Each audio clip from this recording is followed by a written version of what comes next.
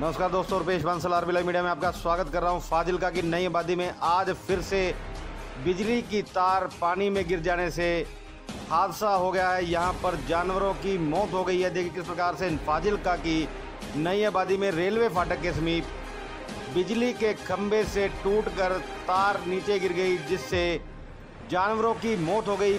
पानी में करंट फैल गया।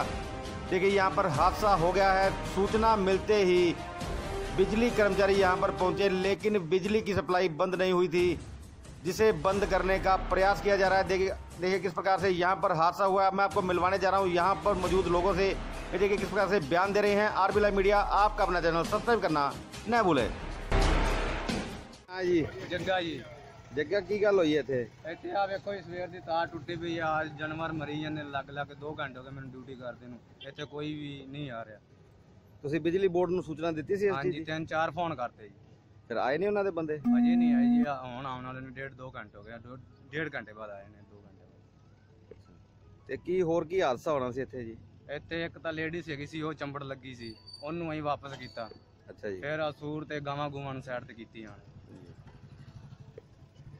ਹਾਂਜੀ ਘੰਟਾ 1.5 ਘੰਟਾ ਉਹ ਮੁੰਡੇ ਨੇ ਕੀਤਾ ਹੈ। ਸਾਡੀ ਗੱਲ ਨਹੀਂ ਹੋਈ ਸੁਵਿਧਾ ਸੈਂਟਰ 'ਚ। ਕੀ ਨਾਂ ਸਰ ਤੁਹਾਡਾ? ਦੀਪ ਸਿੰਘ।